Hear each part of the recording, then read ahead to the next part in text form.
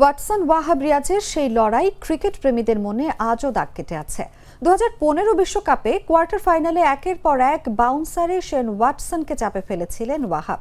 সেই আগুন ছড়ানো স্পেলে তার সঙ্গে ছিলেন আরেক পেসার এহসান আদিল। তবে ম্যাচটি জিততে না পারায় আদিলের অবদান খুব একটা আলোচনায় আসেনি। স্টিভ স্মিথকে আউট করা ছাড়া বড় কোনো ছাপ রাখতে পারেননি তিনি। সময় গড়িয়েছে এক দশক, 10 বছর পর আবারও শিরোনামে এহসান আদিল, তবে এবার পাকিস্তানের জার্সিতে নয়, যুক্তরাষ্ট্রের বিশ্বকাপ দলে জায়গা পেয়ে। আজ মঙ্গলবার সন্ধ্যায় কলম্বোয় এই গ্রুপের ম্যাচে জন্মভূমি পাকিস্তানের বিপক্ষে মাঠে নামার সম্ভাবনা তার। এর আগে নিউজিল্যান্ডের বিপক্ষে ওয়ার্ম আপ ম্যাচে কাঁধে চোট পাওয়া জশদীপ সিং এর বদলি হিসেবে আদিলকে দলে নেওয়ার অনুমোদন দেয় বিশ্বকাপের টেকনিক্যাল কমিটি। পাকিস্তানের হয়ে 6টি ওয়ানডে ও 3টি টেস্ট খেলেছেন আদিল। টেস্টে পেয়েছেন 5 উইকেট, ওয়ানডেতে 4টি। যদিও যুক্তরাষ্ট্রের হয়ে এখনও কোনো আন্তর্জাতিক ম্যাচ খেলেননি তিনি। আজ সুযোগ পেলে নতুন জার্সিতে শুরু হবে এক নতুন অধ্যায়।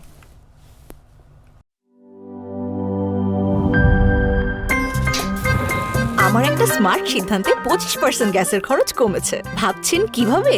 সাধারণ গ্যাস স্টোভ বদলে আমি এনেছি আরএফএল গ্যাস স্টোভ। এর সাইন্টিফিক নজল ও ব্রাস বার্নার ক্যাপ সমানভাবে তাপ ছড়িয়ে রান্না করে দ্রুত। তাই গ্যাসও বাঁচায় 25%, টাকাও বাঁচে 25%। আরএফএল গ্যাস স্টোভ নিরাপদ ও গ্যাস সাশ্রয়ী।